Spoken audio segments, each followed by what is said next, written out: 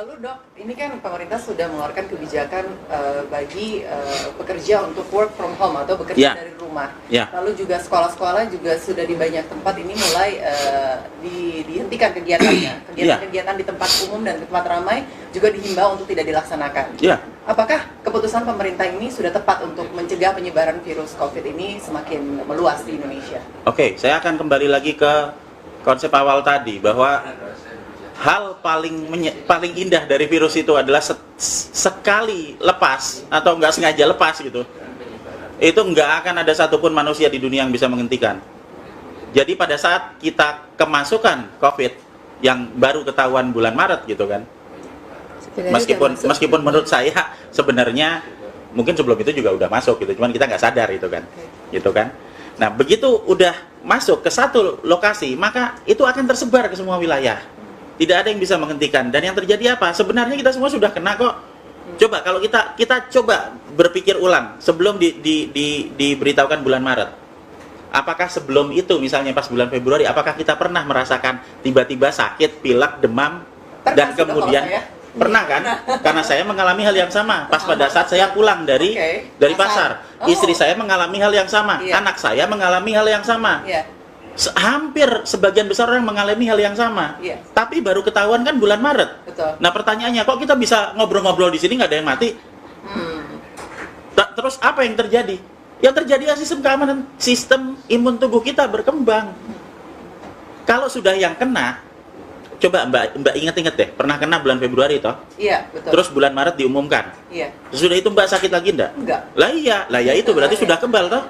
Kayak divaksin. Karena kita sudah dapat vaksin. Jadi imun diri kita sendiri yang melawan virus yang betul. Terus ada sel memori nanti. Ada. Jadi di dalam sistem kekebalan tubuh kita ini basic immunology. Basic immunology bukan mengenai antibody, tapi mengenai sel memori. Sel memori itu adalah sel di dalam sistem tubuh kita, sistem imun tubuh kita yang nanti akan menyimpan data apa aja yang pernah masuk ke tubuh kita.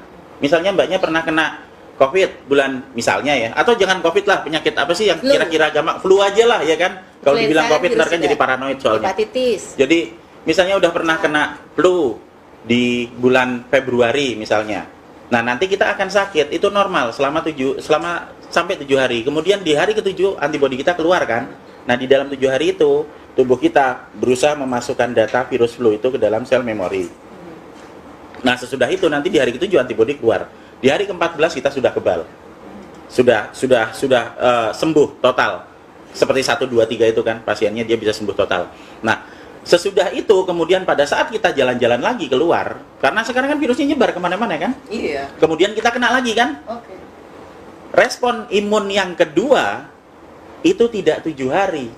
Hanya dalam waktu 1 hari udah keluar antibodinya. Karena tubuh kita udah ingat. Udah ingat, benar. Ada sel memori, itu prinsip utama vaksinasi. Makanya buat yang pernah sakit bulan Februari kemarin, pada saat bulan Maret sampai sekarang, kan kita semua masih bisa ketawa-tawa sambil merokok.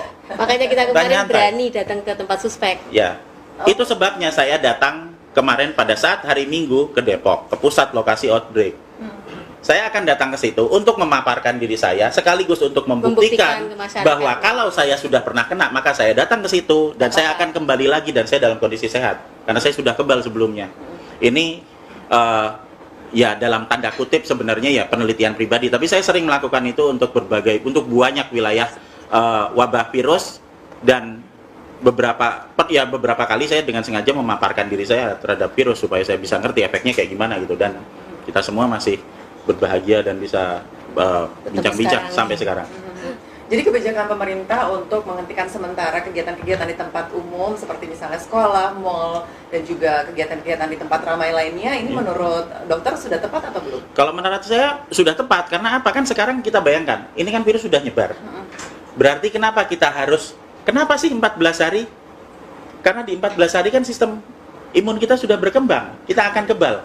Orang yang sudah pernah kena akan beristirahat di rumah dan mengurangi paparan virus yang masuk ke dalam, sehingga dia sudah pernah kena nih sedikit, dia akan bisa mengembangkan sistem antibodinya untuk lebih banyak dan lebih mudah karena nggak kena lagi di sana. Iya kan? Itu.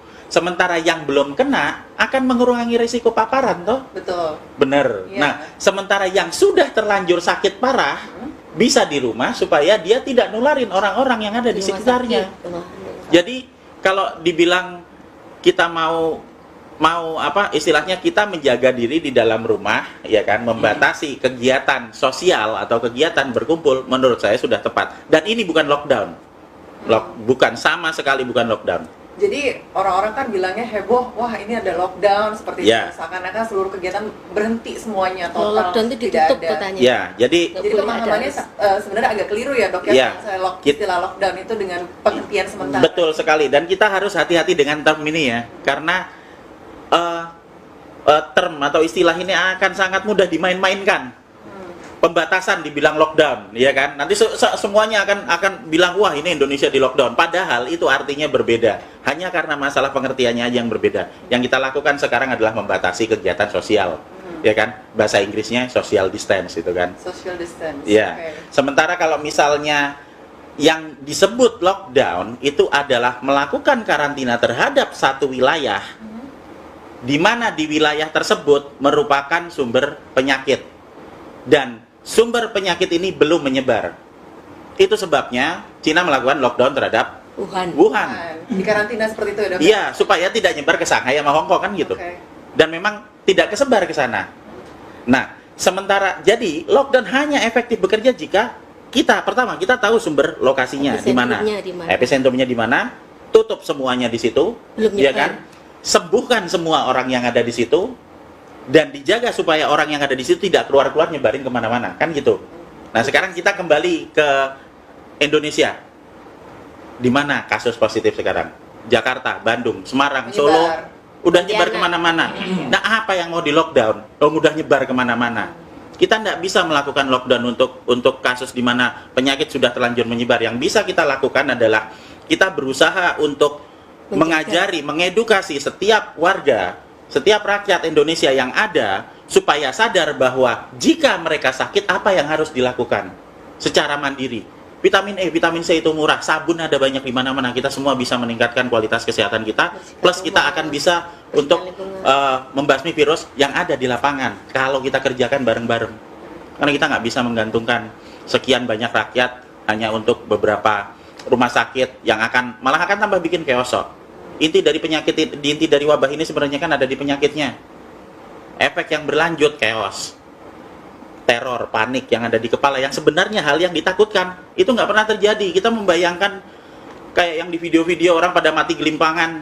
Sementara begitu kita sadar tidak lihat HP nih, kita keluar, kita beli mie ayam di depan dan nggak ada orang mati di luar. Padahal sudah terbukti video itu hoax, tapi tetap aja masyarakat karena ada ketakutan berlebihan itu ya dok ya. Kalau karena terus menerus. Jadi kalau saya bilang di depan sana itu nanti di bawah pohon itu kan nanti ada kuntilanak tuh ya. Kalau kita semua nanti ke sana, nanti kita akan dicekek sama kuntilanak. Saya akan bilang itu setiap 2 jam sekali. Sampai anak cucu. Semua orang di kantor ini nggak ada yang berani lewat situ. Padahal kalau kita datang ke situ kuntilanaknya juga nggak ada.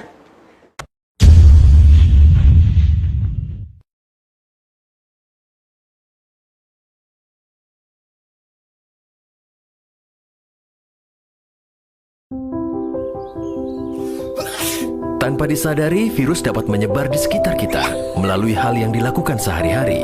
Virus tersebut dapat menular secara berantai, mulai dari satu orang ke orang yang lain, lalu ke orang lainnya lagi, hingga dapat menular ke banyak orang. Kita dapat mencegah penyebaran virus. Tutup hidung dan mulut ketika batuk atau bersin. Buang tisu bekas pakai ke tempat sampah tertutup. Cuci tangan pakai sabun sesering mungkin. Semakin banyak yang mencegah, semakin banyak yang terlindungi.